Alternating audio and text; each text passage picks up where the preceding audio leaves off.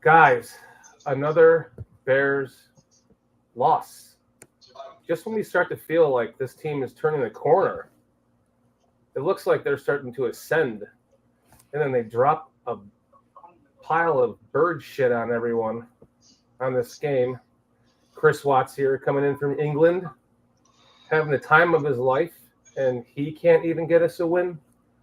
It's like, what do we have to do here, man? It's like nothing's working. I even switched jerseys. You know, there was a guy, I've been wearing my Tillman jersey for the last couple of games, and they haven't won. And I saw a guy at the train station wearing a Tillman. I'm like, hey, the Tillman jersey doesn't work.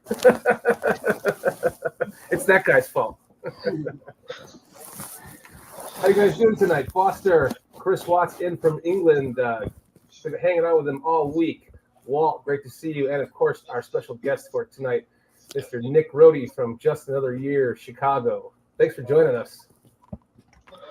Yeah, guys, happy to be here. Super excited to talk about the Bears. I know last week felt like a worse loss than it was, but you guys know me. I'm super optimistic. Loss could have been a lot worse. That's all I can say.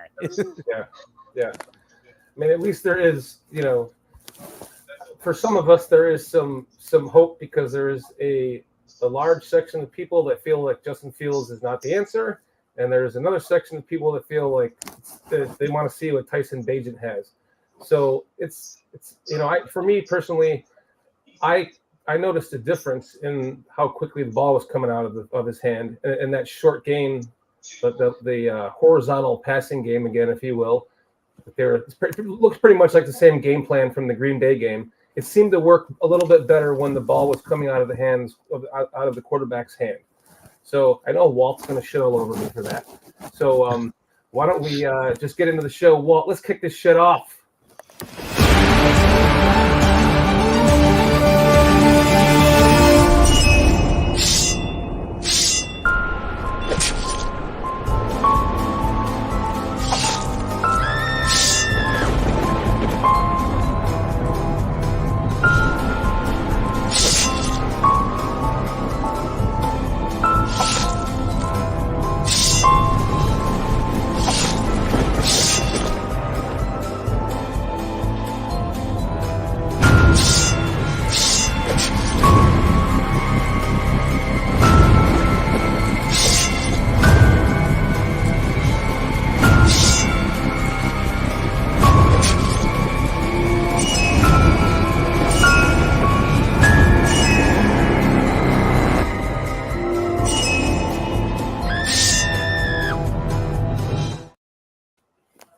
Cheers to Retro for that pretty cool Halloween opener that he made us for the month of October.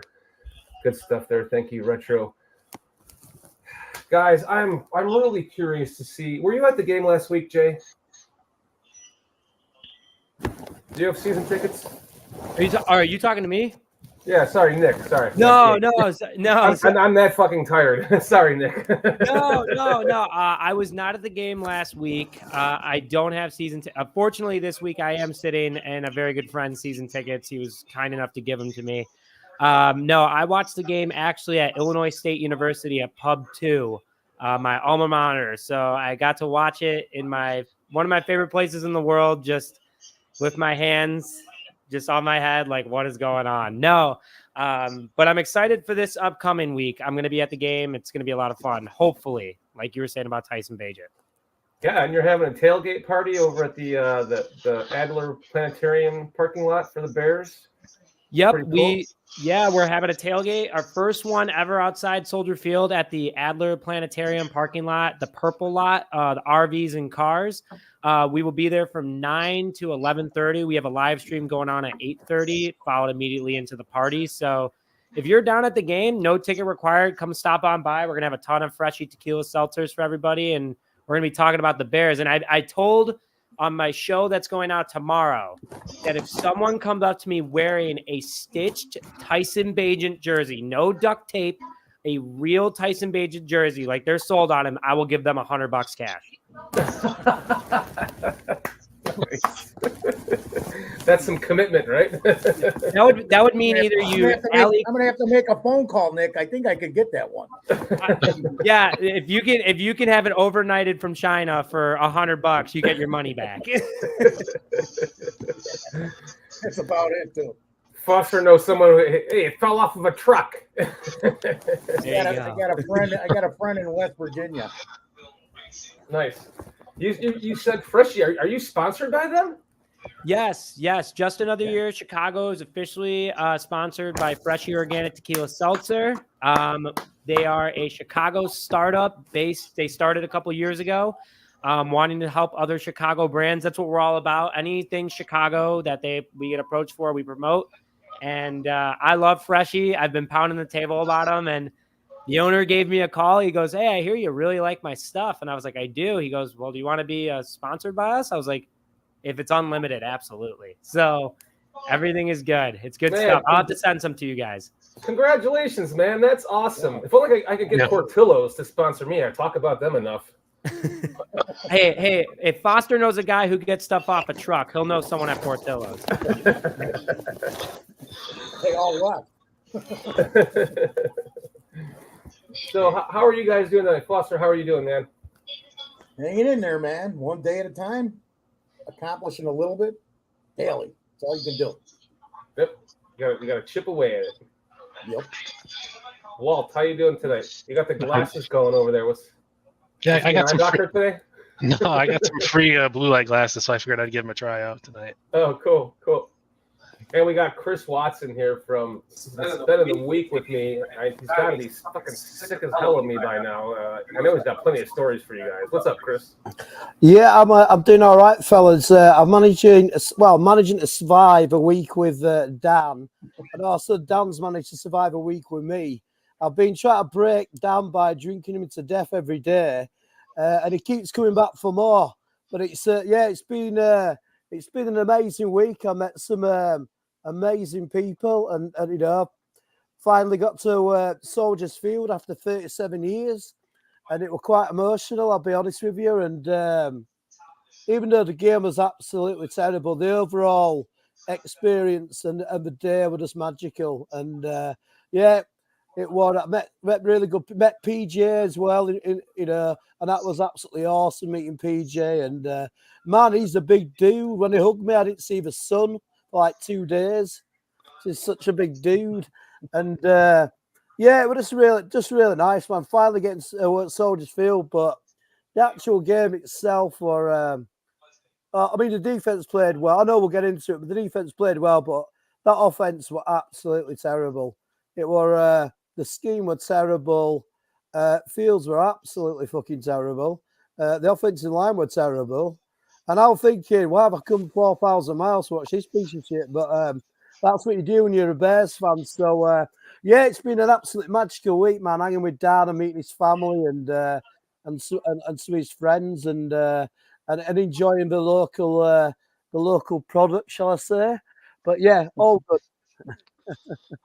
Hey, Chris, I got one question, man. What's that? Are you hungry? Not yet. Not yet. Hey, are you joking me? No. I've been starving him, guys. Can I basically tell you, boys, that basically both Foster and Dan told me yesterday that they weren't going to come into Chicago if it were raining.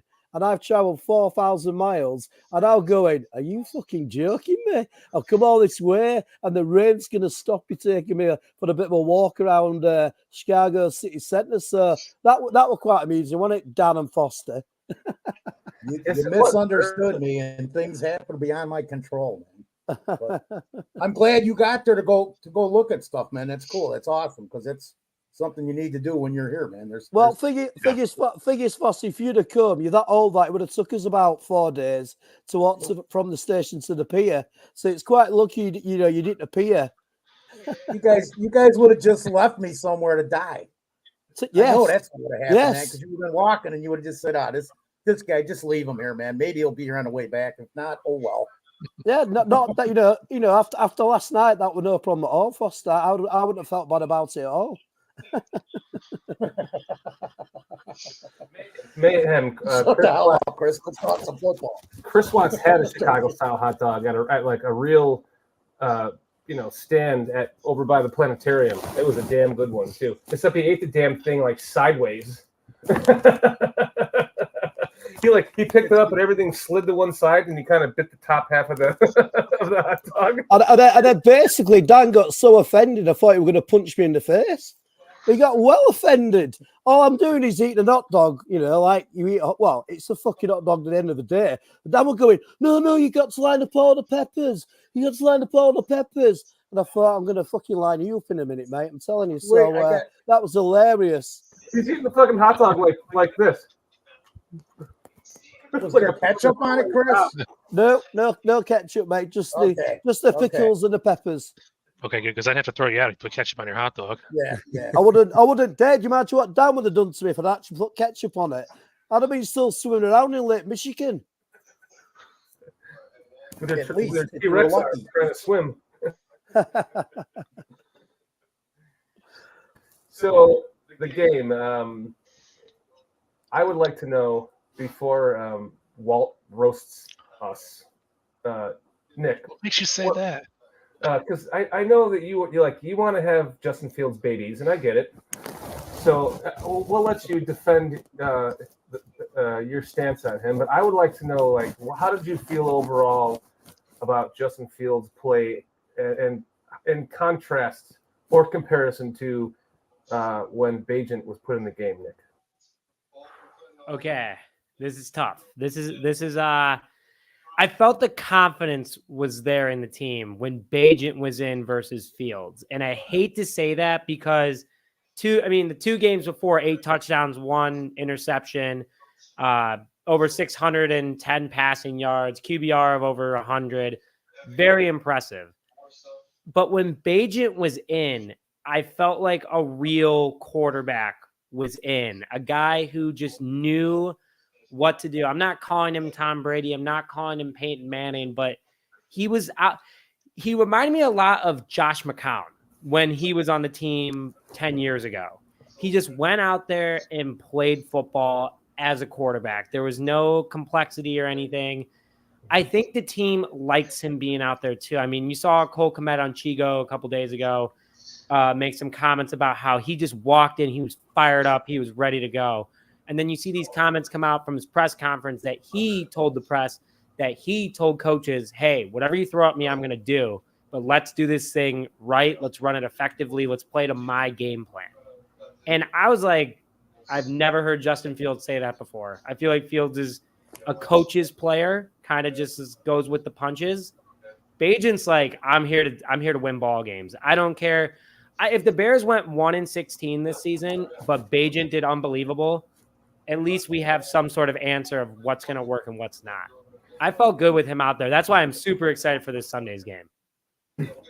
I mean, I said this, I've said this several times on this show, is what happens if Fields goes out, if he gets injured after game 6, somewhere around there, and then Bagent comes out and wins like 4 games in a row.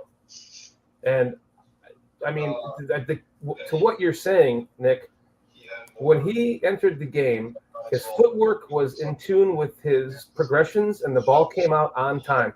I mean, even though there was one that he threw to DJ Moore that it laid him out. Like if that was your butt, like you could tell they had words in the huddle after that one. But Fields wouldn't have thrown that ball because he got that ball out so fucking quick.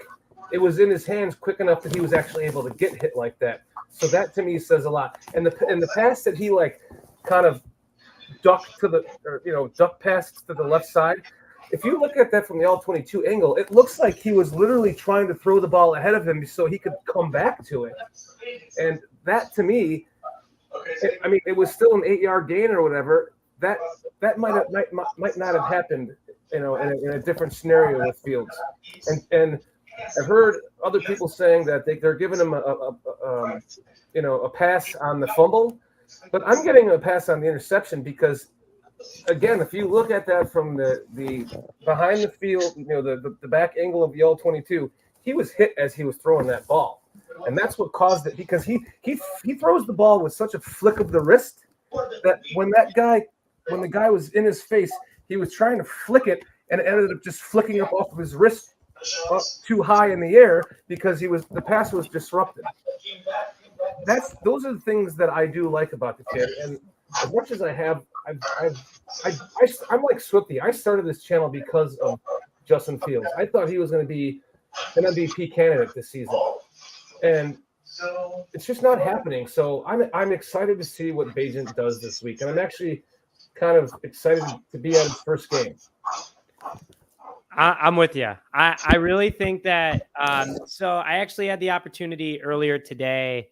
Talk to my good friend Eric Kramer, the only guy to ever get close to 4,000 yards in a Bears uniform as a quarterback.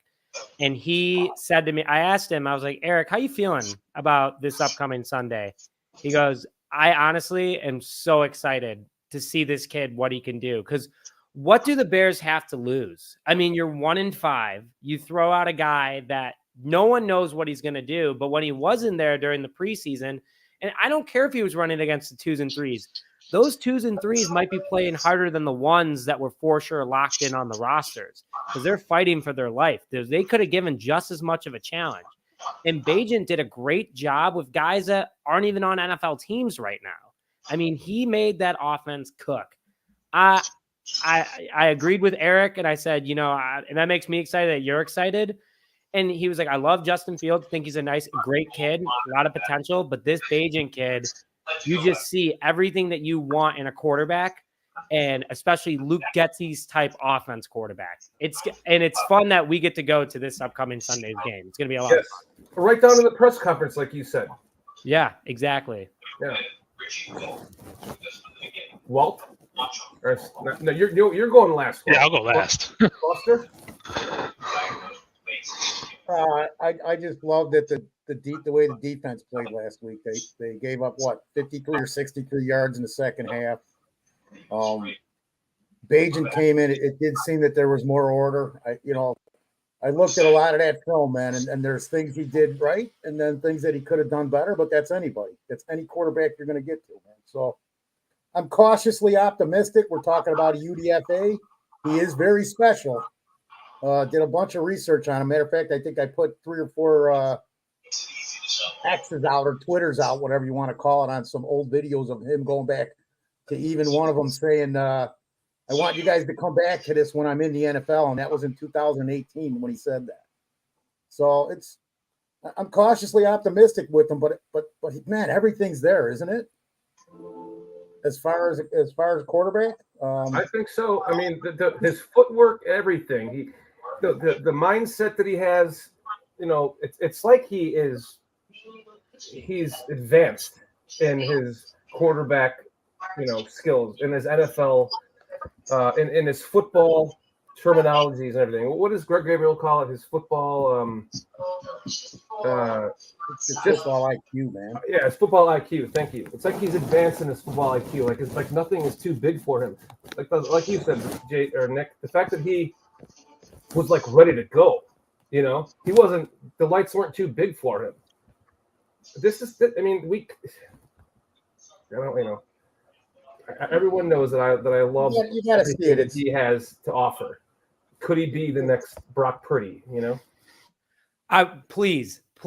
That I would love nothing. I didn't mean to interrupt whoever was about to speak, but that's the first thing that pops in my head is that if oh my gosh, if he becomes the next Purdy, I mean, San Francisco's in one of the best positions possible. You have a 7th round quarterback that's on not even $1 million a year contract.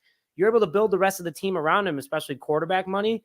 If you get that out of Bagent and with, the number 1 and number 2 overall picks this year, Bears could build something super special in one offseason. And they'll be resetting that rookie contract, right? With with what they're able to build from those picks, in this next draft.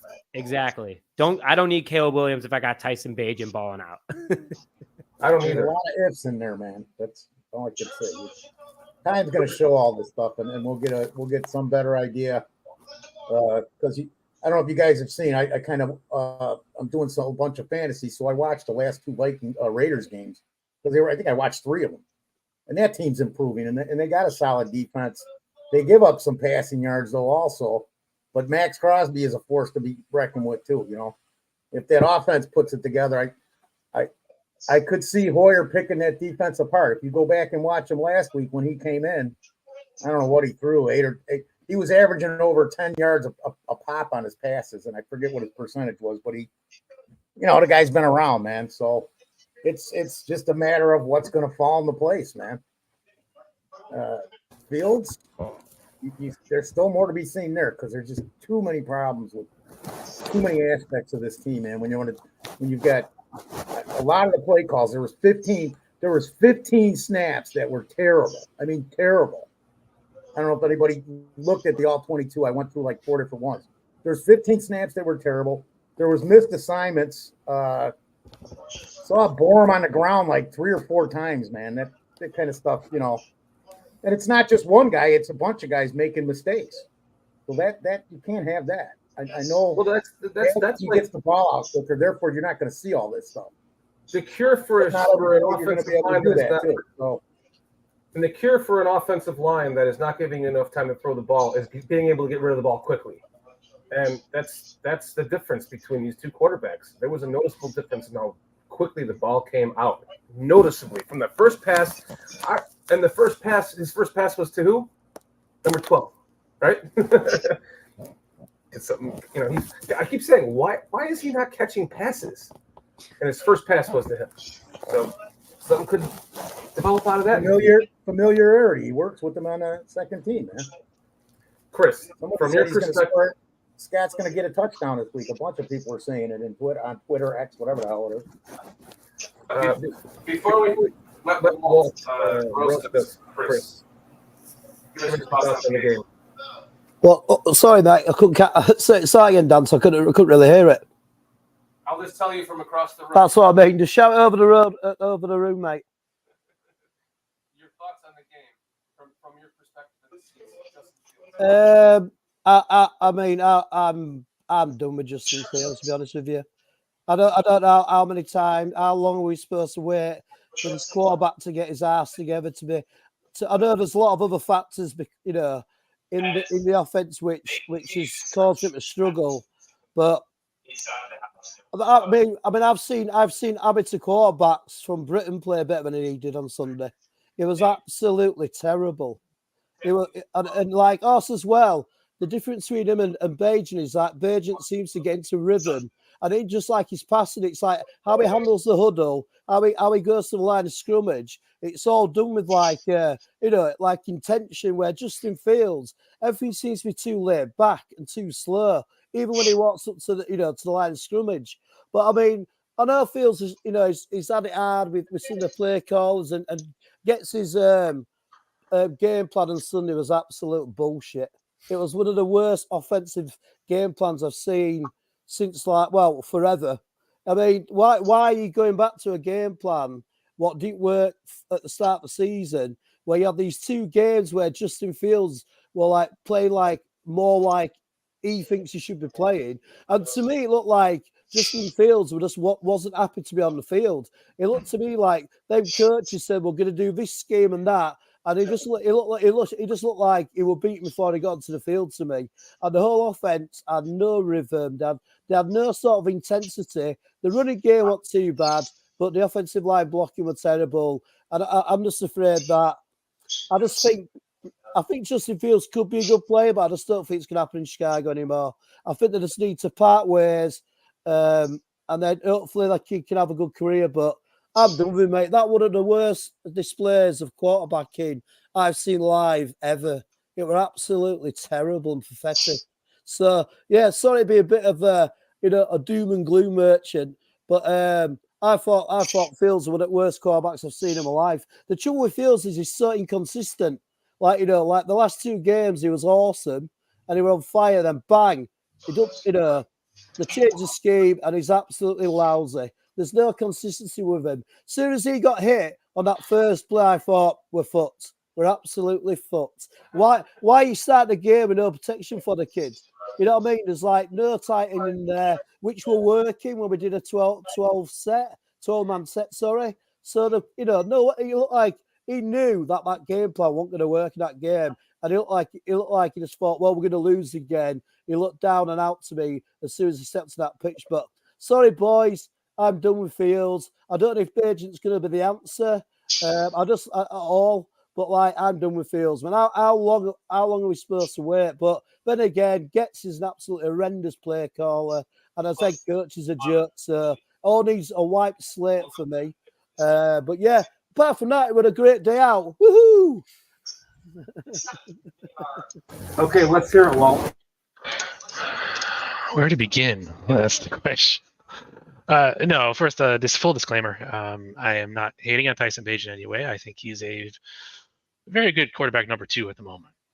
He's not going to be Brock Purdy. We don't have that kind of team. So just get that notion out of your head right now. It's not going to happen, unfortunately, no matter how much you want it to. Justin Fields had a bad game. It happens. We're going to see it. We got to get through it. Now, if you take out, you can rebuttal to that, Chris. Go ahead.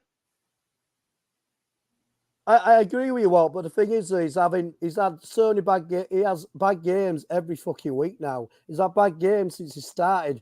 He's fucking winning records and embarrassment, mate.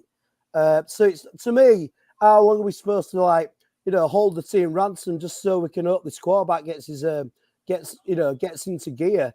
I know it's not all down to him, but the season's only 17 games long, man. So how long are we supposed to keep up with him? Another season with him next year or another 2 years? You know what I mean? Because obviously he's going to want to get paid, and there's absolutely no way I'll be giving him a big contract the way he plays. I love the kid. I think he's a great guy, but I just think it's just not worked in Chicago for both parties, and I think it's just time to move on because it must be doing his mental health, a lot of damage. He's not used to losing like this.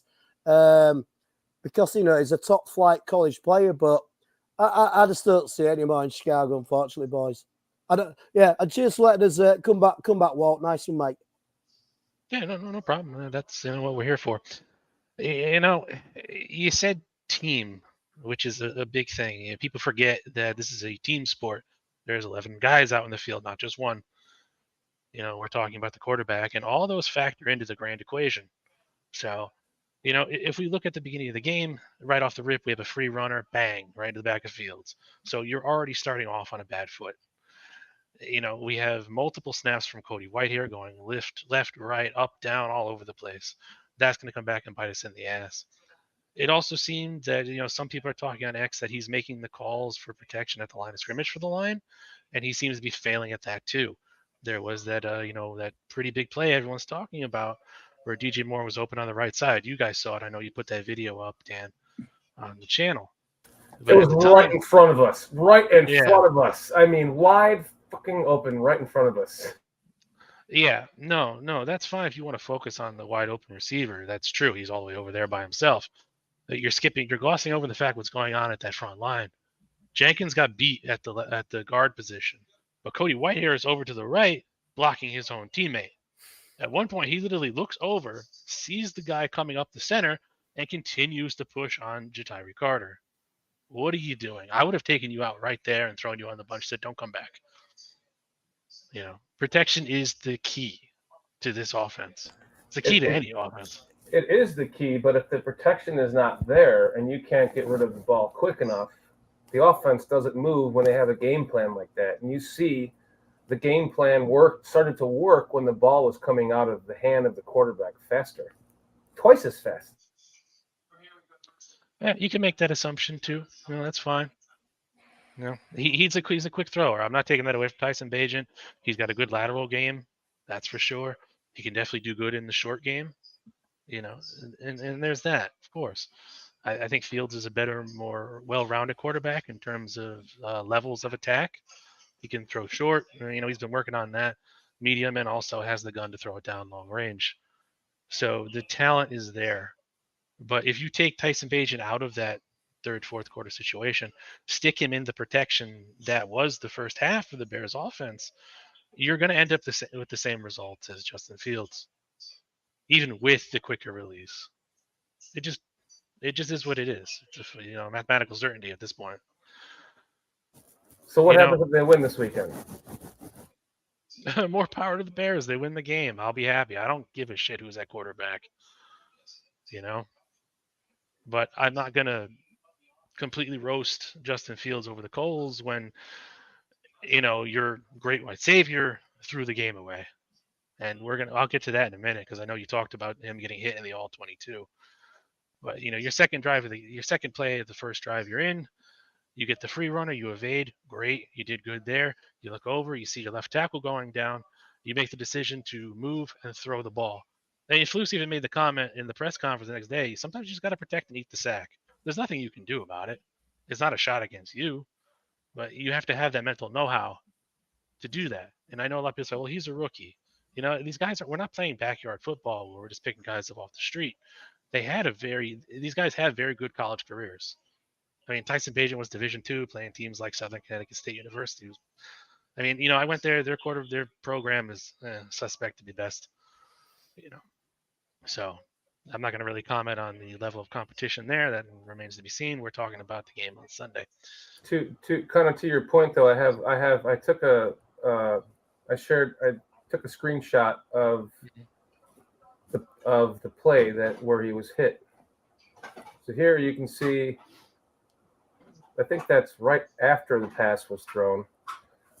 And I think, let me see, the other one is right here. I think this is just as it's being, that's the same one. So you can see, like, right there, he was being hit. No, that was a different one. So that's right when he was about to be hit. But the ball's already out there. Yeah, but he's already being hit. And that's after he threw the ball. Like I was saying, the flick of his wrist just caused that ball to sail high. And because DJ Moore it would have been a touchdown. DJ Moore had him. So if he's not hit here, I think it's a touchdown. You can see he's being hit as he's throwing it. Okay. Am I wrong? Yeah. So there's a whole other aspect of that play I'll get to in just a moment, but we'll talk about him being hit. Now, if you're looking at from the broadcast perspective, the time of the clock was roughly 2:02, 2:03, give or take a second or two. That's right when he released the ball. And if you stop it, you can see a really good angle of, with the ball out, and then the defender's arm is coming up to the right. So it's going to hit him over here on the shoulder. He's throwing over here. The ball's gone. Him getting hit there, it's not going to affect the ball's trajectory in any way. Whether he misplaced his flick, throwing the ball prior to that, that's another story. I can't tell you. I'm not in the kid's head. But the hit really didn't change much. And it's not the first throw he had that was underthrown. He had two other ones. Hey, Mammy, how you doing? That's my mom, obviously. I fully disagree with you on that. I think that was the reason why the ball was intercepted. And we can agree to disagree on that. There's plenty of people that agree on both sides of the coin. So what do you think, Nick? On that throw specifically, I mean, there's definitely both sides to it. Like, I personally think he was under a ton of pressure, and he's trying his best to get the ball off as fast as possible and as deep as possible, because like you were saying, Shorty, he was open in the end zone. I mean, he had the defender beat. If that ball would have been placed with a little less arc, so the power was more in the distance versus the arc, I think he would have made it to DJ Moore. No doubt about it. Should the pressure affect his throw? It is going to affect his throw because he's thinking, he's trying to move, he's trying to make sure he gets it off. Like, if you're playing, catch with, somebody, or you're playing a flag football game, everyone's played quarterback at one point. You get a little pressure on you, you're going to chuck it a little differently than you normally would. You give Tyson Bagent a clean pocket, a totally clean pocket. I'm talking Patrick Mahomes, Super Bowl season, all the time in the world to throw. He's going to make that pass. The pressure definitely impacted the throw, but was he hit? I'm going to Walt on that, going, yeah, no, he wasn't being impacted by the lineman physically. Mentally, he was being impacted by him. So I see both sides. I think that he's a rookie out there being thrown out in his first NFL game. wants to make a good impression. He also has a 280-pound defensive lineman coming at him that isn't afraid to hurt him. And if a guy is my size coming at me, I still don't want to get hit to the ground. So shout out to him. But I think that the throw was the best it could have been for the player that was doing it. If Bagent was a veteran, you're talking Jay Cutler kind of guy, you're talking Justin Fields now, 3 years in, should have made the throw. So I see both sides on it. I think he was under a ton of pressure, though. I just think that right there, you can see how, like, to what you're saying. Maybe he wasn't hit directly, but that definitely affected his throw because look at how high in the air the ball already is. Yeah. So right there, he released the ball a little bit too soon because he tried to flick it off of his wrist to get it to that spot, and then as he's getting hit, it screwed up his arm angle, and you can see the ball right there is way too high. Way too high. For where that ball was supposed to go. So, it was like when Fields threw his interception earlier in the game where it just went straight up, and that's why the Vikings were able to get it so easy. It was a mental mistake. I mean, Fields was also under a ton of pressure too. Fields was also hit on that play too. He was also hit on that play. Yeah. So they were very similar. Thank you for saying that because I wanted to bring that up. They were very similar plays as far as being hit and the ball coming out. Fields was hit a little bit more, but this one he was trying to get the ball out so quickly that it just caused him to change his arm angle to try to flick it more, and that's what caused it. Right there, you can see his arm is in the wrong angle. It's unable to come down and complete the motion. Shorty, you need the red laser right now, like John Madden had to draw all the directions of where the ball should have been going. Exactly. when like you brought it up, Nick, when you're standing out there and somebody's bearing down on you, whether he hits you or not, you know your abilities. I'm thinking like this. Okay, this could have been where he's going to affect the throw one way or the other. But in your mind, you think I could still make this throw, and sometimes you can't. You can't make what you believe to be true. So there's too many things involved. There's just too many aspects that change everything. I agree. Getting the ball out quicker is going to be critical in this because the line is a mess. It still is a mess. The potential's there, man. The ability on that line. I mean, it in my eyes, and I've been saying this for 7, 8, 10 weeks. They have the potential of being a top 10 offensive line, but are they ever all going to be healthy at the same time and play together? Because other teams go through this. I think it was New England the other night. They had like two or three second, third string liners and guys in their offensive line, and they had a lot of problems, man. But there's just too many aspects to this, and I'm going to say, Bagent hung in there for the most part and played tough, man. He played, better than I anticipated he would, honestly. Because let's be realistic, he's a UDFA rookie freaking quarterback. What do you expect from that? You can't expect a whole hell of a lot, and he showed us some of what he's got. We'll see a lot here on Sunday. We'll see what happens when Max Crosby's chasing him around in the pocket, because it's going to happen. I mean, that's the thing. Like you say, what can you expect from a rookie, undrafted free agent quarterback? And the fact that he's exceeding our expectations for that, I think is, and we are all Chicago fans. We're all like pre-programmed to root for the fucking backup quarterback too, right? We do have a little bit of that in us. I mean, I don't know. I don't see the term UDFA really meaning a whole lot outside of people's own minds. That doesn't matter to me. I don't care what round you were drafted in or you were drafted at all. I want to hold you to the same standard. I do want to back up to the very beginning of the play, though. Now, I've been kind of ragging on Tyson Bagent a little bit. I'll admit that he shouldn't have been in that position to begin with. You're staring down the 2-minute warning. The clock is running while you're going. You actually had a decent run offense going on that day, and you decide just to chuck it deep and go for the win. I mean, there were 2 other guys open. You could make that argument too. That's not really going to matter. But the coaching staff made a bad call. Another bad call. Let's put it that way. You can't put that kid in that situation. He should never have been there. You should have run the ball, let the 2-minute warning go over, reset, and go. I think that says something to the confidence that they have in him, though. I mean, it really feels to me like Getsy feels like he can run the offense he wants to run with this kid. I feel it's just stupidity on the part of the coaching staff more than confidence, because they've continuously done this with multiple quarterbacks now. So it's a pattern that we can't ignore at this point. That's why I was pushing for not Flus to go. Flus is actually making a change, but Getsy needs to leave. At this point, it doesn't matter who they put in.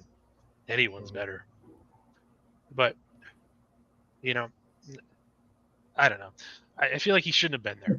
He shouldn't have been in the situation. You shouldn't go for a touchdown with 2 minutes left. Kirk Cousins is going to light up your defense. You're only down a field goal. If they come back, they have 2 minutes to go down, kick a field goal, win the game. So your touchdown will be a moot point at that. And your kicker, you got to remember, he's already kicked 2 field goals over 50 yards. So the midpoint of the field is, you got to keep him in your territory. And our defense was good. They played better, but I don't think they could have stopped him. So you're more likely to end up with a loss either way. It's still a game they potentially could have won. They were in it too late. That's another one. Yeah, I mean, it was a good game. The defense kept us in the game for a while. Yep. It just wasn't 12 in the cards. points they gave up in that game against Minnesota's off. What does Minnesota average a game? 24, 25 points a game or something like that? I think they're 26 and a half. Yeah. Okay. I knew it was up there. So to hold them to 12 and only 63 or 53 yards in the second half, that's a positive. That's the biggest positive I take out of that game is that defense. We're developing some young talent there too. What do you think, Nick? I think the defense, I mean, a lot of people don't want to talk about how much the defense has progressed the last 3 weeks alone. And this is where, X, Twitter, whatever you guys want to call it, this is where things get just nasty and ugly because no one wants to look at the facts. No one wants to look at the facts anymore. I put out a tweet and I wanted to bring this up. I put it out yesterday kind of to make people go, okay, we're not perfect. We were at the rock bottom everywhere last year. I mean, you name it. You name a category. We were probably last in it. One thing I want to call out for everybody is how the team has improved.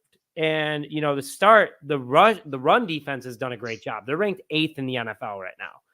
And what were we last year? 32nd. I mean, 32nd.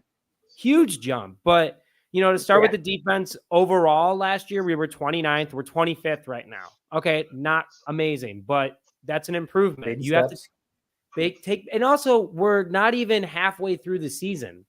So there's a ton of football left. Rush, 8. We were ranked last year. We're ranked 8th now. Passing, that's where we declined. We're ranked 29th right now, but we also were missing 3 of our 4 starters for the 3 games of the season where we gave up 300 plus passing yards every single game. Points allowed, we're ranked 29th. We go to the offense, though. That's where a ton of improvement has been seen. We're the 18th ranked offense right now compared to 28th last year. I know we're still halfway through the season. We were ranked the number 1 rushing offense last year. Yes, with the help of Justin Fields. We're ranked 7th right now. I still take that as a win. Passing, we were ranked 32nd. Now we're ranked 26th. Improvement there. In points scored, we were 23rd. Now we're 19th. So almost every major category, the Bears are getting a ton better. The defense, they're not getting sacks on the quarterback, but was Eberflus's defense ever designed that way? No, he was the number 1 secondary defense in Indianapolis 3 years in a row before he became the Bears head coach. This team's meant for takeaways. If you take away your guys that aren't healthy or have depth, you're not going to have takeaways. And then Greg Stroman Jr. and Terrell Smith against the Commanders come out and show that Eberflus just needed time. So he's losing because we stripped this thing down to the absolute middle of the earth and we're building it. And, Flus, a lot of people are frustrated with him, but he's also losing games against the Vikings by 1 score and keeping them under 20 points. He's blowing out the Commanders. The Denver game, that was just all mental mistakes. It was a disaster. But, you take away the last 5 minutes of the fourth, it's a good game. Against Tampa Bay, you almost beat the Buccaneers. Against the Green Bay Packers, that was a dud. Chiefs, terrible. But this team is progressing in a lot of ways. Super young. Javon Dexter Sr. is someone I think is going to be a huge part of this team moving forward. TJ Edwards is a number 2 tackler in the NFL. Say what you want. You're getting 70 tackles through 6 games. It's pretty impressive. Tremaine Edmonds looks fantastic. The secondary's young. Get Eddie Jackson out of there. That's the one guy I can't stand anymore. If you're injured, you're injured. Stay out. Stevenson looks He fantastic. might not play Sunday too. Eddie. Yeah, and now he might not play Sunday because he always re-injures his foot because he pushes himself. Put him on the IR, let him heal up, call it a day. I like Terrell Smith looks great. Stevenson looks great. The team has so much up potential.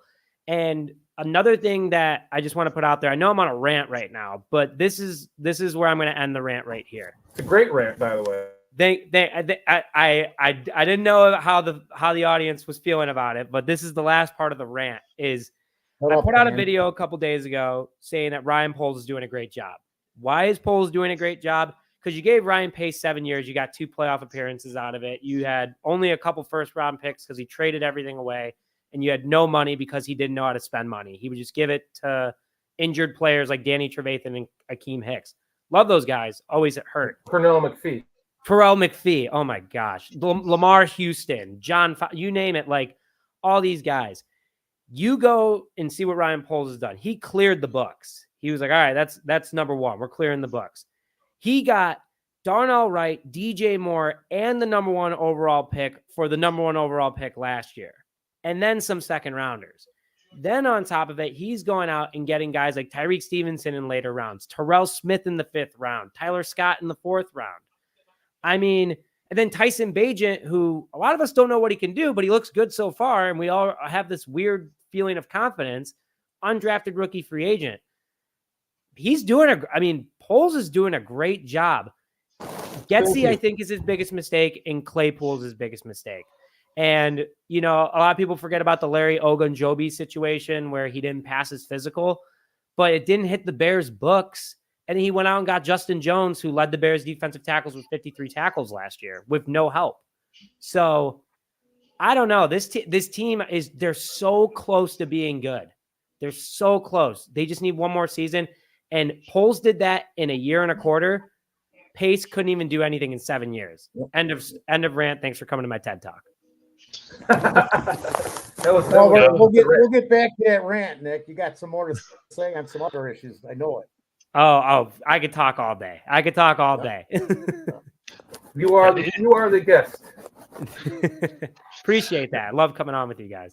No, it is funny you brought up the Larry O situation, Nick, because I was talking with a few people about that, because I feel he's been cropping up more on X recently as a Poles failure, like you said.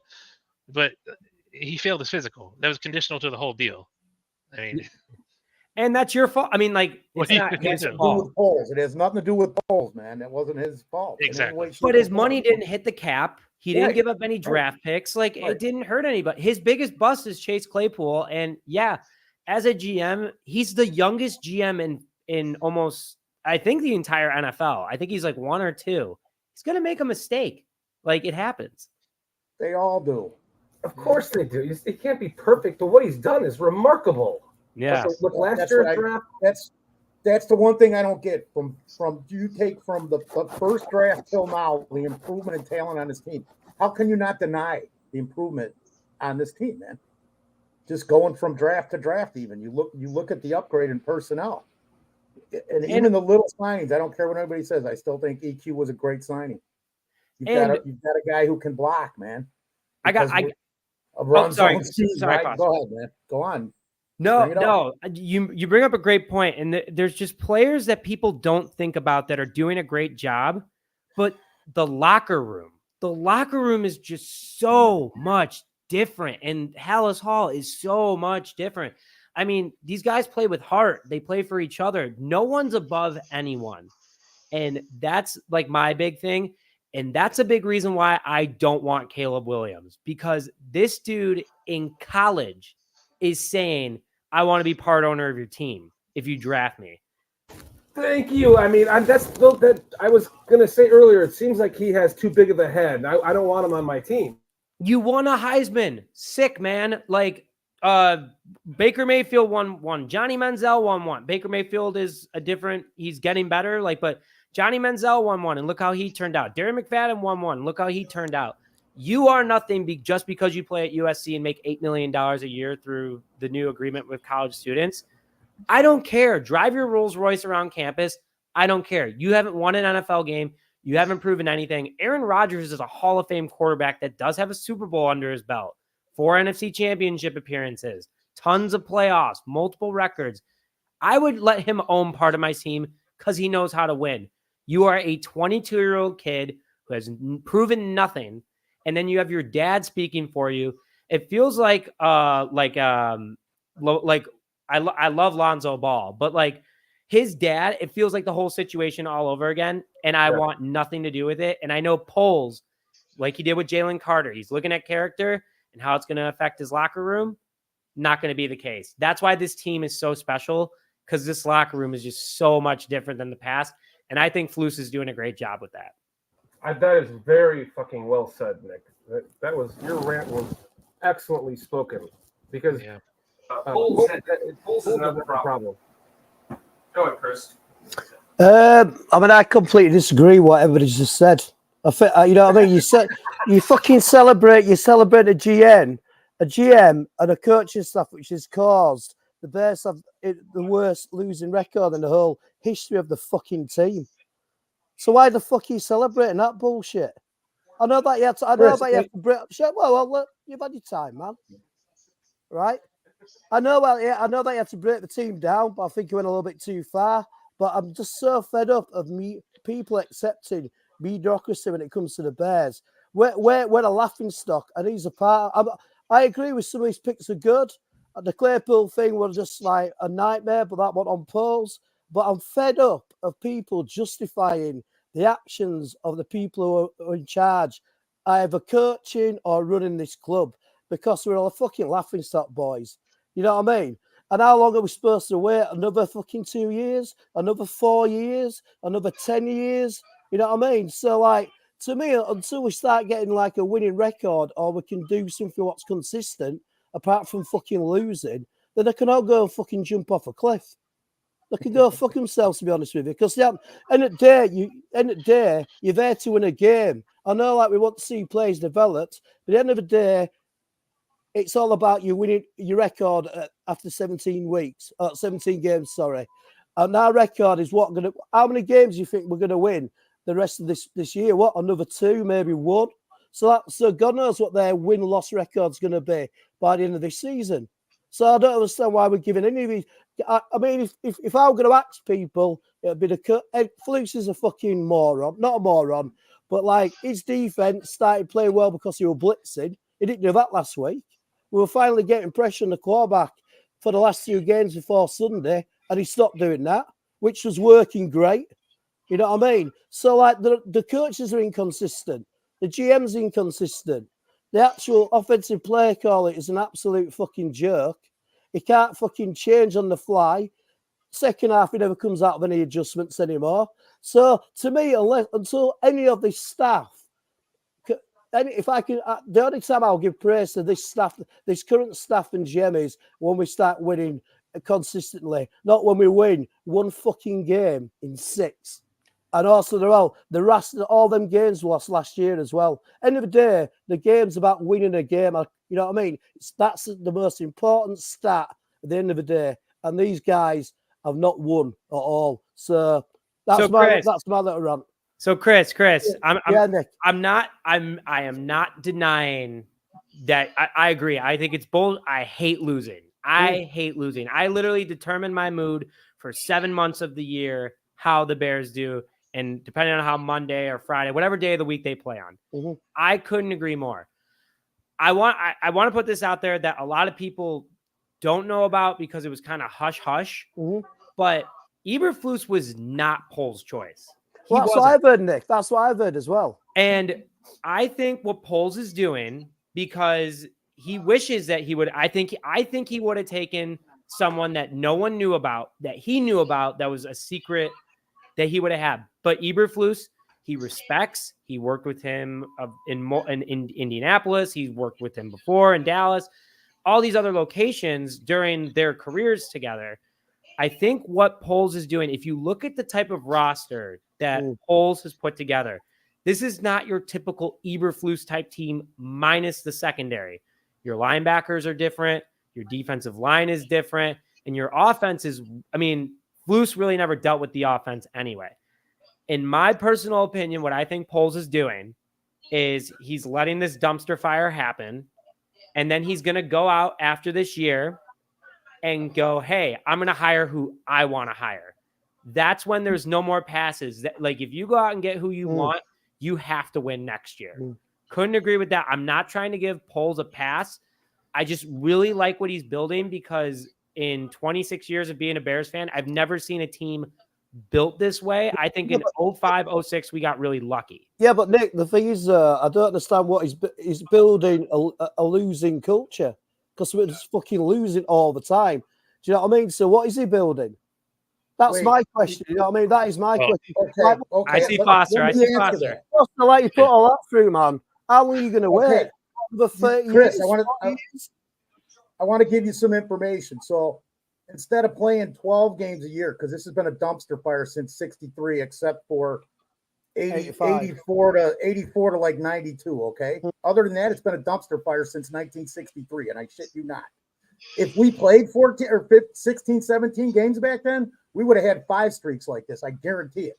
1 and 10, 3 and 11. It was consistent. I lived through it. Ask Aldo, man. We dreaded those days because it sucked. Jim Finks took over in 75. He didn't start producing until 83. It's 8 seasons. Poles is going to do it in 3 drafts. Watch. Just watch. I agree with you, Nick. He's doing that. I think I put a thing up where Poles is playing this out because he's kind of got no choice in it. But eventually, and we're hoping it's going to be this year, they're going to let him make his moves, because what he's trying to do is exactly what he said. Through the draft, he's going to build a long-term winning team like they have in Kansas City, like Briscoe has. That's his goal, man. I said it when he got hired. Remember this, anybody? But filling the holes because he's got the best goal, something like that. And I believe it. It happen, man. This has just not happened. Yeah, but look at his draft picks, sir. How many of his draft picks have worked out brilliantly? You better start looking at it. Go in order. So what do you think about Wright? What do you think about Dexter? What do you think about Stevenson? Because there's 3 keepers right off the bat. Those are his first 3 picks. I went over every guy he drafted today, and I think he did real good drafting. Claypool, okay, that was a mess. He was trying to jumpstart this team. He knew that was going to happen until yesterday. Didn't work out. Not everything's going to work out, man. Jaquan Brisker last year, Foster, and then you got Kyler Gordon last year too. Jatry Carter, my Braxton first 2 Jones. picks in that draft. But we still lost. We already won 3 games, gentlemen, and we've already won 1 game this year. I know what you're talking about, but at the end of the day, it's about winning a fucking game. You know what I mean? Now. That's what it's about. Winning the game. I want to see consistent progress through this year. And then but the consistent progress is called winning, mate. It's called winning. That's also progress. Absolutely. It's taken longer than everybody thought. Everybody was very optimistic and very high on this. Foster and Chris, remember, and so Chris, to your point about winning, we traded away Roquan Smith when we had 3 wins last year. We were 3-4 when we traded away Roquan Smith. We got a ton of picks for him. We got TJ Edwards and Tremaine Edmonds out of it. We covered 2 positions versus 1, and TJ Edwards is performing more than Roquan Smith. So I don't know about that. That's a bit of a statement. On paper, if you're looking from a paper's perspective, it's not just about stats. Is it Roquan Smith is a miles better linebacker than any linebackers we've got in our team. He's got a much better line in front of him. And more consistent backers all around him, man. It makes his job easier. I know what you're saying, Chris, but you got to look at the whole picture, man. You can't. And then we traded out. This is it. And then we got also Foster. We got Cap too. We got Cap for Roquan, and then also Robert Quinn. Which, thank God, I hope all is okay with him. But what happened over this past offseason, where he's no longer in the NFL at the moment because of the incident he was a part of? There was just a ton of bad juju we had to get. That's how bad this team was. Do the positives outweigh the negatives, Nick? I believe they do. I really think too that the last 15 years of this franchise has been band-aid together. Like, we just throw something together and hope for the best. Win 1 year and that's it. So Chris, I gotta go here in a sec, guys. This has been super fun, by the way, and I could talk all freaking day long with you guys. We love having you on, Nick. Thanks for coming back on with us. My closing statement is going to be this: is we've been bandaging this team together since 2006, and that team, let's be honest, was kind of pure luck with a few drafts. You know, and Lovie Smith, a great coach at the time. Would he be a good coach now? Probably not. If we're going back to Chris's winning culture thing, the Texans were a dumpster fire like the Bears last year. Thank you, Lovie Smith, for the first pick. What I'm going to say is this, is that we have band-aided a team together since 2006. So sorry, that would be 17 years? No. Yeah, 17 years. Poles finally said, you know what? Screw this. You know, you guys have dealt with it this long. I'm going to throw it to the side. You guys are going to deal with it for 2 more years, and I'm going to bring you success for a couple more years. I'm going to build this team young through the draft. That's what the Packers did with Aaron Rodgers, and they had long success for a while. That's what the Patriots did. That's what the Dolphins are doing. That's what all I mean, I hate to say it, but the Cowboys, they even do it too. All these franchises that are constantly, the Eagles, everyone that's constantly finding themselves in the playoffs, that is exactly what Poles did, and that's what the Chiefs did. Who helped put that Chiefs team together? Ryan Poles. That's why I'm giving him the benefit of the doubt. I'm not trying to give him a freebie, but the disaster we've been dealing with and the feeling, this is the first time I've actually felt, wow, we're actually building this right. And yeah, it sucks to lose, but I'll take losing and building it right so I don't have to deal with this for 15 years versus, oh, one playoff team, see you in 7 years because of a first round exit. Well worth it if it takes a couple of losing seasons, like the Cubs when they tanked a couple of years, bada boom, bada bing, they're in the World Don't Series. take me down that hellhole again. I want to say that look what bringing Chris from England to watch the Bears lose has done to this fucking guy. Like he is pissed off, fired up. Wait, fuck. Now he's finally one of us. So Chris, if the Bears win on Sunday, we need a full minute video log of you just absolutely partying like there's no tomorrow because the Bears are back if they win with Tyson Bagent. That's the mood. The winning culture's back. They'll win 2 out of 3. So Chris, you can't say we don't have a winning culture at least for that time. You know what, Nick? I'll do that for you, mate. If we win, and it's been great chatting to you, man. And hopefully I'll see you about on Sunday because I'll be with Dan. So it'll be great to catch you in the flesh. And you know, I always like your channel and what you say. So it's been cool meeting you, man. And yeah, I hope you're right. If we're right, mate, it'll be partying big style over here. But it's been a pleasure to meet you, mate. And I love your work. Yes, thank you, Chris. Hope to see you on Sunday. Yeah, no worries, Nick, buddy. See you Sunday, man. Stay safe, brother. Absolutely. Shorty, you're on mute. Before you go, Nick, I just want to say, first off, thank you for coming on and joining us. We love having you on the show, and you're welcome back anytime. I want to say that I love what you're doing with your channel. For one thing, you're doing some great stuff over there. You're building your channel the right way. Kudos to you. You got sponsors, dude. I'm very proud of you. And I love what you're doing with trying to bring the community of us podcasters and media creators for the Bears together, and trying to have watch parties and stuff at Murphy's Bleachers, and you're doing this this week with the tailgating. So that is fucking awesome, dude. You are an awesome dude, and it's guys like you that make this community that we are building something special. So thank you for that, and kudos to you, man. Appreciate it, Shorty. Wouldn't have been doing it without anybody on this call right now. It's what keeps me going, and I hope that bringing us all together through the bad days is going to make one hell of a party when we're holding that Lombardi trophy. Yes, my friend. It's going to make that even better. Absolutely. Walt, thanks also to you, man. Great meeting you. I know we haven't got a chance to chat, but guys, stay in touch. Hope to see you guys on Sunday, and bear down. Bear down, Nick. Yeah, Bear down. Make sure you check out Nick on Just Another Year podcast. He's got some excellent shit going on over there, and he's a great guy that's trying to bring us all together, man. Good stuff. Thanks, guys. Have a good night. You too. Later. Okay, Chris, I do want to pose a question to you based on our last topic of discussion. Yeah. However, I do want to bring up a simple stat fact here. Right now, Roquan Smith is on a better team. He's also producing 63 combined tackles for a sack and a half. Mm. TJ Edwards is producing 70 with 2. Mm. So you've already gotten better production. Yeah, but the reason why he's making more tackles is because we got a poor defensive line at the moment, so he's getting there's players coming, there's more chance that running backs are going to get through. So that's why he's got more tackles than Roquan Smith. But we all, I mean, it's just I'm not, stats to me, it's not the complete picture, is it really? Nope. No, stat isn't the complete picture, but when you look at the production of both men in a vacuum, TJ Edwards is outproducing Roquan for less money. So you've already filled Roquan's void. That's what I'm trying to say. Yeah, I completely understand where you're coming from, Walt. Really do.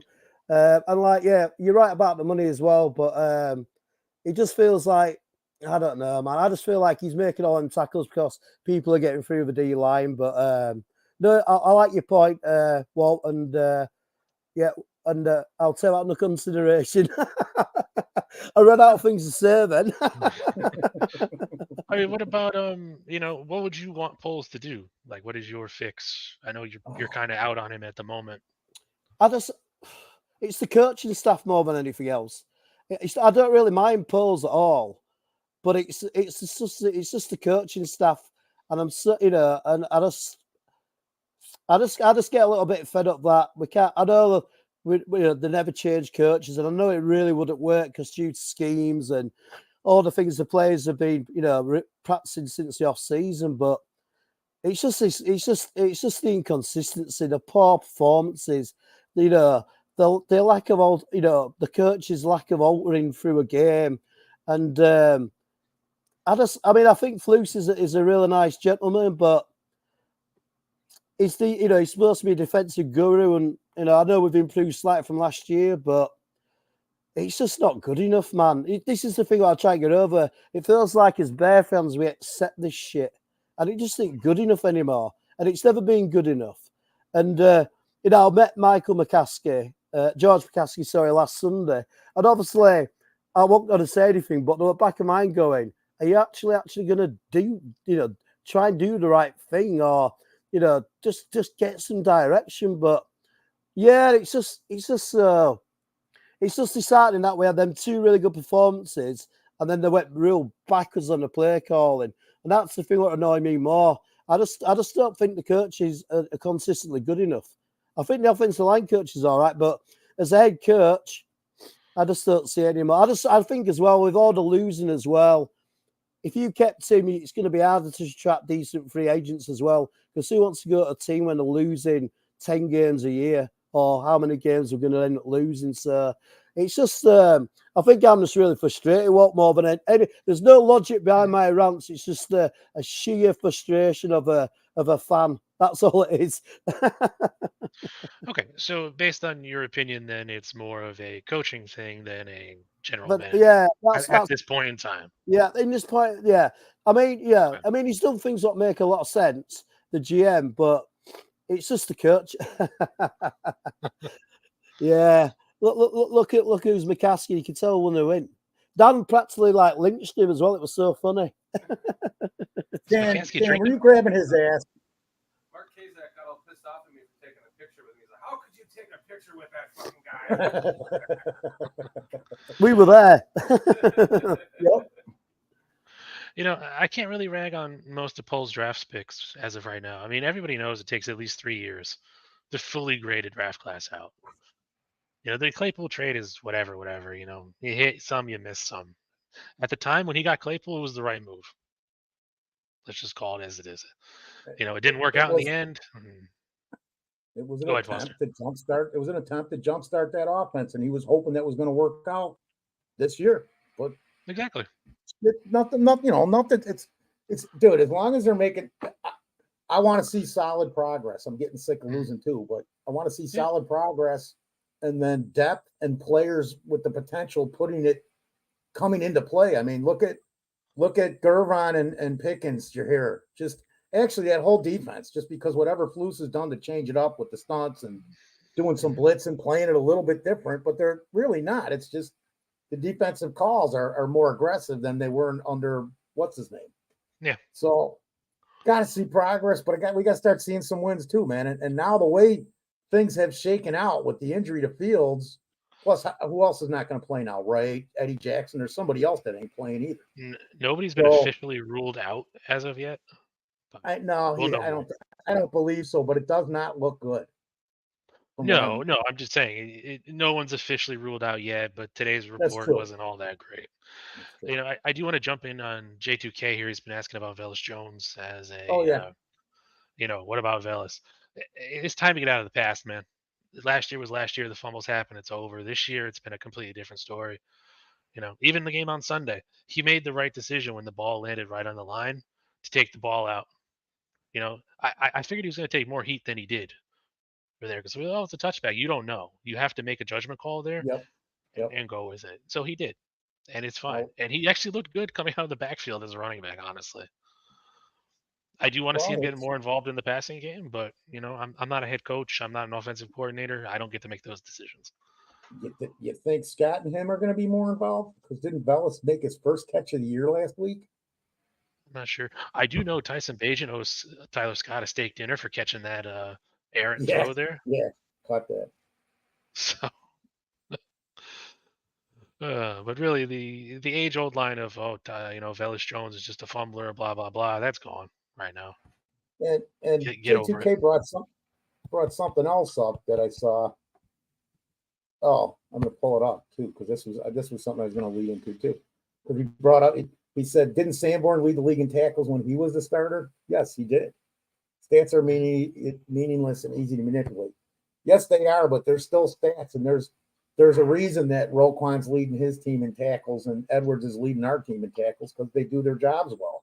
It's what they're designed to do, man. Exactly. So, and it's, you know, I just wanted to say too, it's how many, what did he have? 3 or 4 more tackles than him and a sack more on, you know, statistically, again, if you look at the rankings of the defense, they're both doing about the same job. And I just love the fact that for about $1.5 million more, we've got 3 linebackers instead of just having Roquan. Because I'm going to throw Sanborn in there because his contract ain't crap. Yeah. And I like Edwards. I like Edwards. I like Sanborn. Edmonds is growing on me as I'm watching him play a little more. But even this, I don't think everything is specific to what he needs to function. That line's got to be a little more pushing up the middle for him to be a little more effective, man. Good on the pass coverage, decent. Yeah, but what I was going to say is you're talking about, you know, you mentioned stats and as people are saying they're meaningless and all that. They're meaningless until that person needs them to form their argument. Yeah. So, you know, it is what it is. We just used them in that example by just the fact that he led the team. Sanborn led the team in tackles last year. Yeah, I can't call any of the free agents right now a waste of money in any way, shape, or form. I mean, Edmonds is starting to rev up now. He got the interception this week. He's looking better. He's always been a coverage guy anyways. So, you know, you're good for maybe about 100 tackles. He's been pretty consistent there, but he's not going to go and pick up a whole lot of sacks. He's not going to be your in-your-face kind of linebacker. But there's no way you'd send Roquan out on all the coverage that Edmonds is going to do. It's not. They play 2 completely different games. Right. You know, so Scott is looking good. You know, Tyler Scott's looking good. He's definitely getting a little more involved. DeMarcus Walker, who I know PJ was ragging on at the very beginning of the season, is actually starting to pick it up now. Rasheem Green is Rasheem Green. They've been playing together. Rasheem Green was, to me, was a little. And I haven't looked at everything he's done, but what I've seen, I was like, okay, that guy's a little more. He's a little better than I anticipated when we all talked about, well, why did they let Gibson go and why did they let what's his name from the Rams go? You know, that there's a reason for it because he was setting the edge pretty well. He was doing his job. So Green's one of those players you bring in to fill a job. You know, he's not going to do everything great, but he's going to do one thing fairly well. And that's why, you know, Travis Gibson is on the Titans doing fuck all at this point. Mark Kazak, good night, man. Give me a text tomorrow after 1:00 Central, dude. Fellas, can anybody hear Dan on his when he's speaking? We were trying not to, but we can't really. Nope, No, Dan, we just can't. yell into Chris's microphone, dude. Just yell. Nope. That's you're right. You're not Laz. wrong there, but wins and losses is a team effort. So I can't put that It on any is. one guy. It I got to is. put it on 53 guys. So, and if I one gotta of those see how this 53 team. if one of those 53 is out of whack and the machine breaks down, Well, when you've got 11 guys and you got 3 or 4 guys making mistakes consistently, and then the play calling, I just why were we in shotgun so many times on a team that blitzes and then having terrible coverage? Can you hear me now? yeah, we can hear you now. Okay, good. I wanted to get to Especially what when we couldn't snap the ball in shotgun that's a formation. fucking great. That's a 15 great bad point. Like, snaps. why is everything shotgun now? Let's just go back under center, because if you watch Bagent, every fucking single time he fakes a handoff or even gives a handoff, he always rolls all the way out to the other side of the field. He's very consistent with that. So if he's doing that every single play, whether he's handing it off or not, and he's rolling out all the way to the other side of the field, that's going to eventually open up that play action, because they're not going to know because he's so fucking consistent with that. If he continues to, if he plays well in this game, and I think he will, and if they win this game, which I think they will, I'm not sure we're going to see Justin Fields the next game. They might just say, let's just rest that hand a little bit more and see what happens. Right? I mean, Chase Daniels won games too, man. And where's he now? I mean, he's an Oh, analyst, come but on already. Fucking Chase Daniels. I wanted to get to what Skylark 99 set up here earlier when nobody could hear what I was saying. Where is it? The Bears are nope, not that one. Where was it? Where'd it go? Oh, he said the McCaskies are all about their billions. Could give a crap about the fans. Skylark, that is, I can tell you with certainty that is untrue. I mean, he goes to the tailgating parking lot every game and goes through and gets pictures with everyone.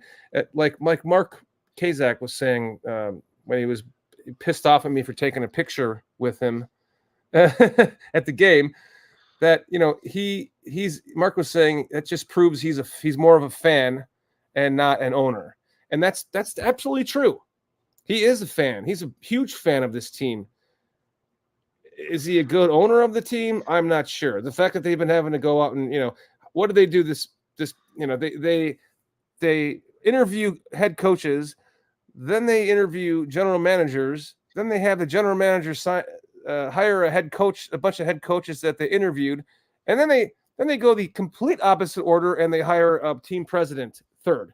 So if they knew Phillips was retiring, which I'm pretty sure that they did, why wouldn't you just go the correct order? I realize he retired a year after, but if you would think you would just be like, okay, we know you're going to retire next year. Why don't we just bring in someone now to replace you so that person can follow the suit and hire the general manager who then hires the head coach. I know that should be how the order goes the next time around, but here we are kind of fucking stuck in the world of, oh, well, he's not my guy. Well, he's not my guy. Oh, well, Justin Fields isn't my guy. Well, Warren could be like, oh, well, Poles isn't my guy. And so it's just so Bears. But I do believe that George McCaskey does give a crap about the fans for 100%. You wouldn't have seen him taking a picture. Like, he was talking to Chris for a couple of minutes about his experience and coming here and stuff. So he definitely does give a crap about his fans. He's just football illiterate. And I think hopefully with the right order and we now have a team president who knows football. God help us. Hopefully that moving forward, we're going to start to see this team being built in the eyes of Warren, whether it's with Poles or not. Dan, you made an interesting comment. Sorry, I want to backtrack, but you were talking about the snaps and all that. I do want to give a shout out to the Black Bear podcast. We've been in contact with him coming on the show, so it's looking good. He did put out a video, actually, short ragging on Cody Whitehair, and he showed all the snaps. that he did. I mean, I honestly felt that when they took him out and put Lucas Patrick in at center, the dynamic of the line changed. It got much better. They should have done that hours ago. I don't know why we waited so long. And Mr. Mayhem, Jim Harbaugh. Michigan's getting investigated by the NCAA right now. Again, I don't think Harbaugh's going anywhere near an NFL team right now. Well said. I do want to wrap this show up a little bit early tonight, guys. We got pizza here. We're hanging out with my mom. We got to get ready for another big day tomorrow. So we'll go like another 10 minutes here. Unless you guys want to go by yourselves, you're welcome to do that. But we're gonna hop off here. I want to talk about the defensive analyst that was hired, Phil Snow. I'm not sure what to think. He was the Panthers defensive coordinator. I've seen some people saying that he has, I think Jordan Silvera from the Barfly Network, the Barfly Tailgate Show, said something to the effect of he runs a lot of hybrid defenses. He likes to play with 3 safeties sometimes, things like that. So, although he's not the defensive coordinator, he's more of a help to the team. Have you guys given any thought to that? Because I'm sure you've heard of it, right? Mm-hmm. Absolutely. Yeah, his defense, I'm sorry, in Carolina was, not much better than ours. And at times, they were giving up 25 points, a year. I think I sent you the stats, Foster, on X. I don't remember what they were off the top of my head. But given his experience, I think he'll be fine in the job he's in. He doesn't have a headset, so it doesn't matter. I see him as nothing but a benefit. If you're going to give me more information on anything, it's going to give me more information to make a better decision. And I saw all that stuff, Walt. I meant to put a comment in there, and I did, but I put it in the wrong place somewhere. You got to look at what he was working with there too in Carolina. Exactly. Again, it's like working with the situation here. On the whole, I think if you delve deeper into the numbers, though, they had some stats that were throwing off some stats on something else that I was like, that makes sense just because, and they were good stats. I wish I could pull them up, man, but I don't see any negative to having this guy involved in scouting teams. It's going to do nothing but help that defense, man. Not at all. So, you are 100% correct there, Foster. He's already working on or is looking at the next opponent, not the Raiders. Nothing is involved with the Raiders game at all. So that's going to be what it was prior to this.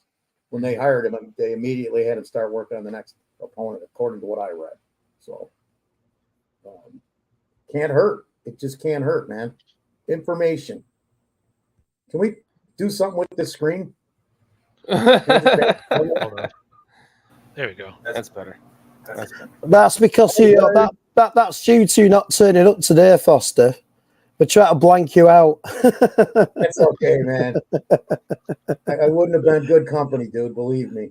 I would have been miserable. I was anyway. Regarding the defensive guy, I'll be honest with you, I know absolutely nothing about the guy, but if it's another pair of eyes, like you said, Foster, another set of eyes and maybe another brain with some different ideas can only help. I think it will help. But honestly, I don't know enough about the guy to give you opinions, give you any sort of opinions. So basically, what I just said was a complete waste of time. Hey, Chris, he's got a ton of experience across the board from college all the way to the pros. So, he'll be good. Good. All right. Cheers, Walt Flax. I didn't really know much about the guy, but cheers for giving me the data. And Foster, he was walking around talking shit all about you today. That fucking Foster needs a beer. I'm like, he is like 785 years old. That's been going on. The same shit's been going on for centuries, dude. Somewhere, somebody's saying something about me anyway. So that fucking beard makes you look 850. Well, I would have carried you, Foster. What the hell? What?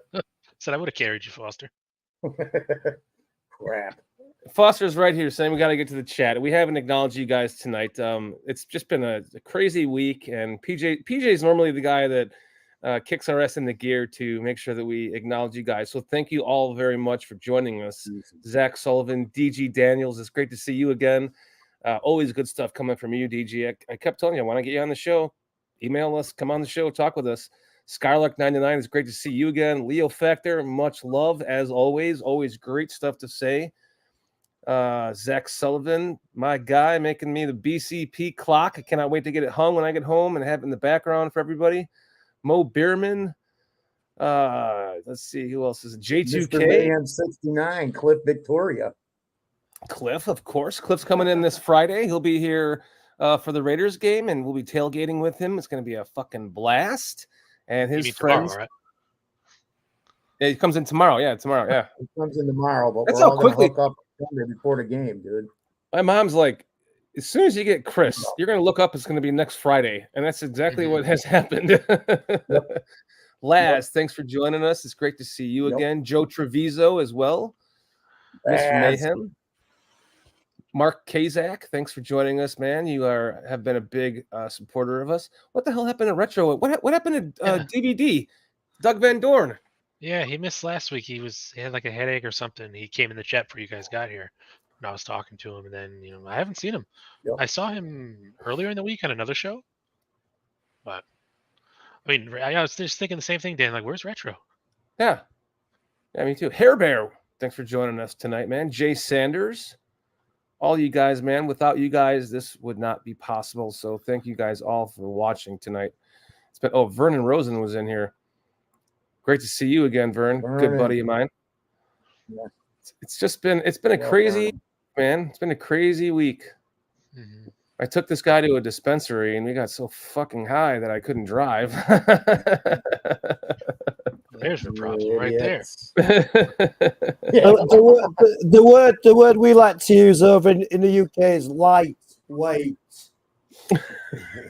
Also, Charles Johnson and STC, thanks for joining us, guys.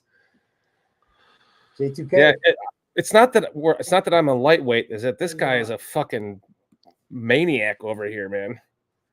He buys the strongest THC content he can find and rolls a double joint.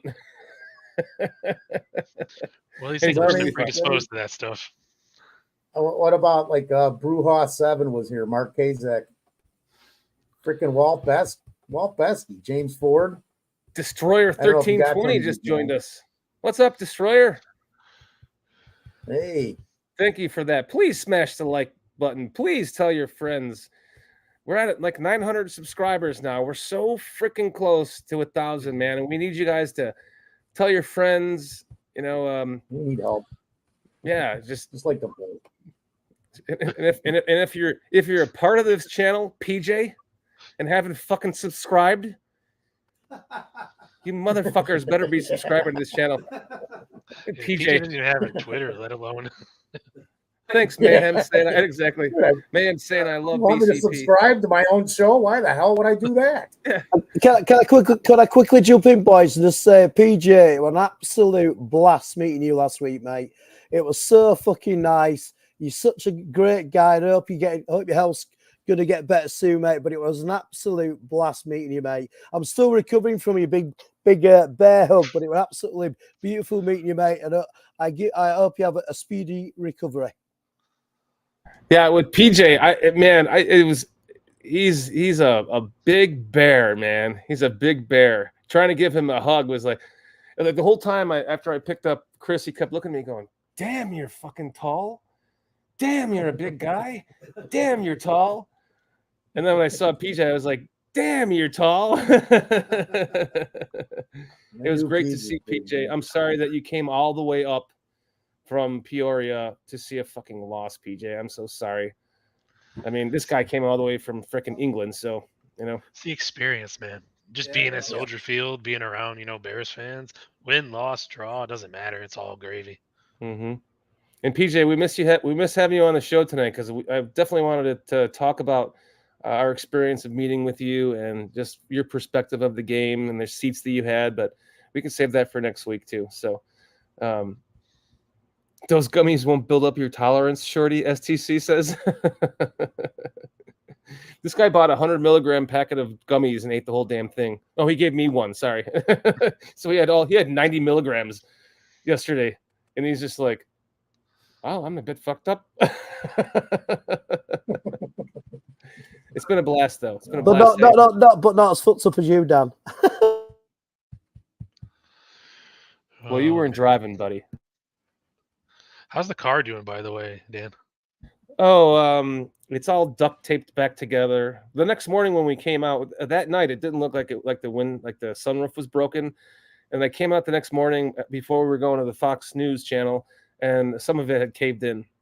Oh, So then we're doing this, or actually, I should say, he's doing the show with Fox, and it's starting to rain, and I'm like, oh my fucking god, because they couldn't put it in the parking garage because it was too big, so they just left it outside.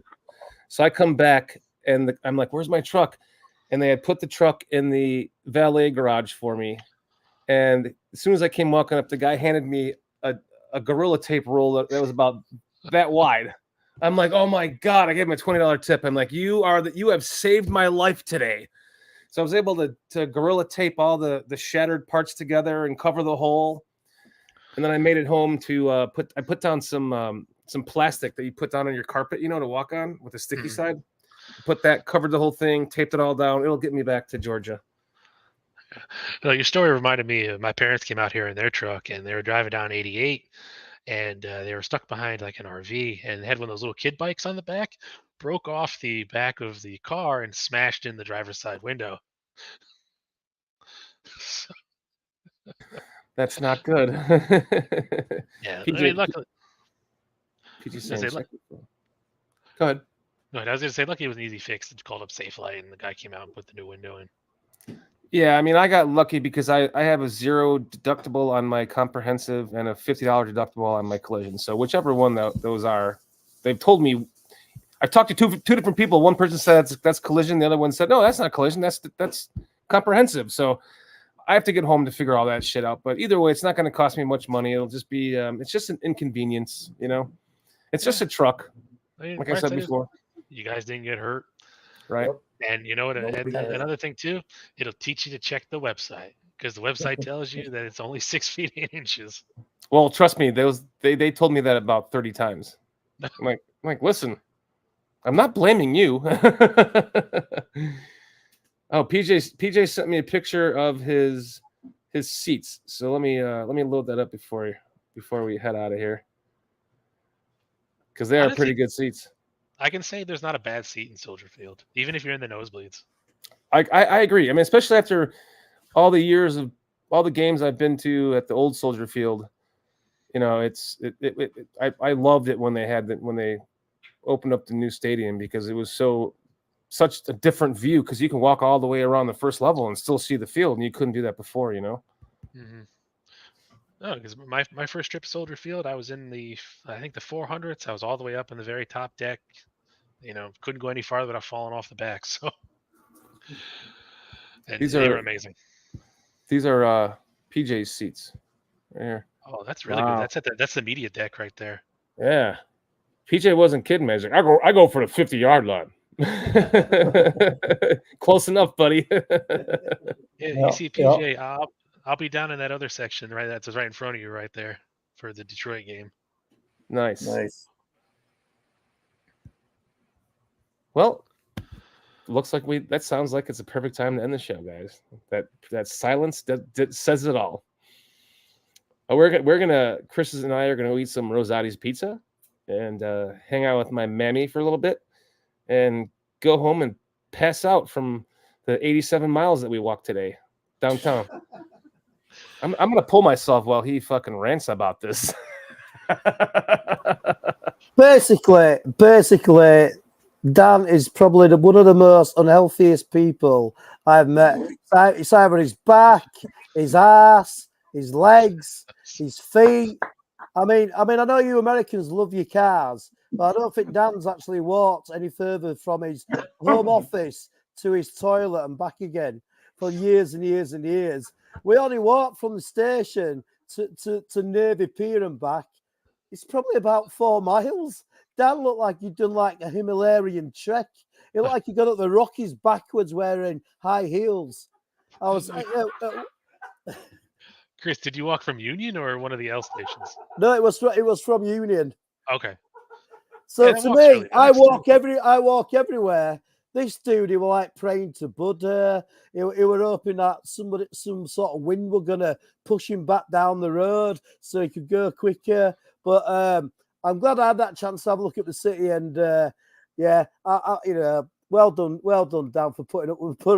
It's been a week now, and I keep expecting Dan to just turn around and hit me. So like, I thought I might come on with like a bit of a black eye or something, but luckily I'm a bit quick, and also I'm quite short, so you might just do like one over the head. But no, it's been brilliant being on with you boys as usual. And I like to say publicly is like, this wouldn't happen without Dan. You know what I mean? You know, I wouldn't be here. And it's been an absolute awesome week. And I'm not just saying that, it's been an absolute brilliant week. And I can't wait to spend the day with Foster if he actually turns up on Sunday. You better do, because you got my ticket, you bastard. So I can't wait to spend some time with that little mad fucker down there. And bear down to everybody. And let's hope we get a win against the Raiders, because I will be partying. I'll probably miss me playing the next day. I'll be partying that hard. So it's been great to be on with you boys, and I'll speak to you all later on. Hey, Dan, did you end up taking him up to John Hancock and Water Tower or no? Are you joking me? I know that'd be a bit out of your range, but Whoa. We had a little bit of an argument last night that Dan said, "Oh no, we can't go. It's going to rain." And I went to him. I have travelled 4,000 fucking miles, right? And you're telling me we're not going to have a chance to walk around Chicago City Centre if it's raining? I know what you're going to do. He's going to pull me off. Look at him, desperately trying to pull me off. But apart from that, it's been an absolute magical week. yeah, but Dan, they have buses. You could jump a bus right at Union Station, get wherever you want to go. Oh no, this motherfucker wanted to walk. I had no choice. It's been one. This guy is the most fucking quick-witted, sarcastic motherfucker I've ever met. He's just like us. Only he's a little bit over the top. So it's been one thing after the next. I can't tell him anything private. He uses against me all the time. I was gonna say you should take him up to the tilt at Hancock, but if it was raining and cloudy, it would have looked like crap. So yeah, that wouldn't have walked that far. He would have started crying and spit his dummy out. Yeah, you guys should have done that and taken the stairs all the way up. In your defense, Dan, here's Mo Beerman. Union Station to the fountain is quite a haul. You Americans, you're too much into your cars, man. Thank you, Mo. I turned to Chris and I said, "We have fucking cars here, Chris." Yeah, but I don't want to sit in a car when I can walk around the city centre, do I? Well, I don't want to sit from a car.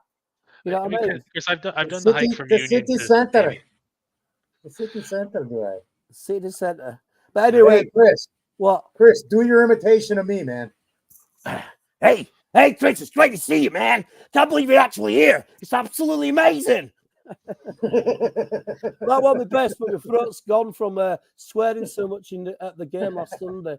I think. Are you hungry? Because there's food for you, I heard. No, I'm actually all right, because I just. It's really weird seeing Dan eat. Really, I thought he does it by like osmosis or something, where it just goes through his skin, like like sun does to plants. So when he actually does eat, and I'm always quite aware of the situation.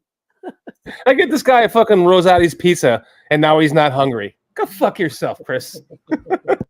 I don't know what that is. So to me, I've lost nothing. Nothing. It has been nothing but a barrel of laughs with this guy. I mean, we have had so much fun. We've drunk so much booze.